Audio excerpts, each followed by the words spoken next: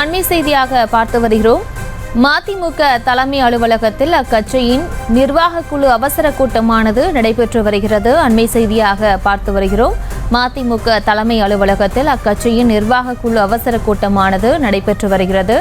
திமுக கூட்டணியில் தொகுதி பங்கீடு இறுதியாகாத நிலையில் அவசர கூட்டமானது நடைபெற்று வருகிறது. மதிமுக தலைமை அலுவலகத்தில் அக்கட்சியின் நிர்வாக குழு அவசர கூட்டமானது நடைபெற்று வருகிறது.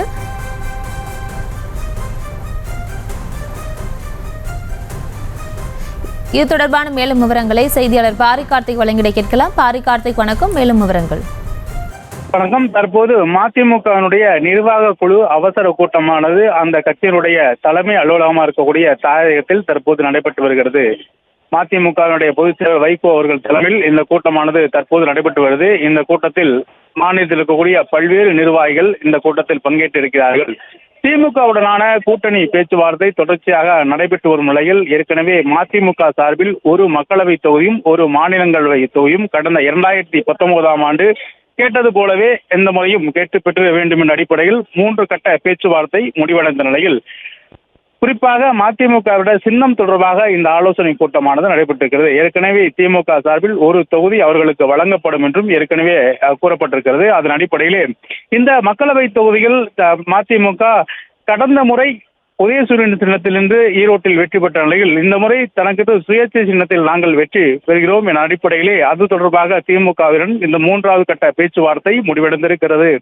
அதன் அடிப்படையில் தாங்கள் தனி சின்னத்தில் நின்று போட்டியிடுகிறோம் என்று மதிமுக சார்பிலும், அதே போல புதிதாக ஒரு சின்னத்தில் நின்று எளிதாக வெற்றி பெற முடியாது, எனவே நீங்கள் உதயசூரியன் சின்னத்தில் நின்று இந்த முறை போட்டியிட வேண்டும் என்று திமுக சார்பிலும் சொல்லப்பட்டதாக கூறப்படுகிறது.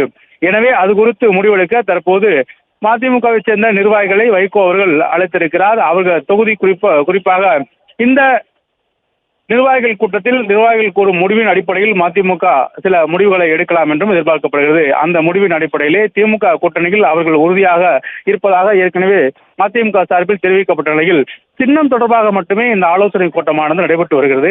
எனவே இந்த கூட்டத்தில் இறுதி முடிவு எடுக்கப்பட்டு இன்று மாலையோ அல்லது நாளை காலையோ திமுகவுடனான ஒப்பந்தமானது கையெழுத்திட இருக்கிறது மதிமுக சார்பில். எனவே அது தொடர்பாக தான் தற்போது நிர்வாகிகள் அழைத்து பேசி வருகிறார் வைகோ அவர்கள்.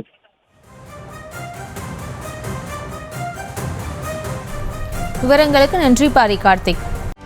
செய்திகளை உடனுக்குடனும் துல்லியமாகவும் தெரிந்து கொள்ள சப்ஸ்கிரைப் பண்ணுங்க.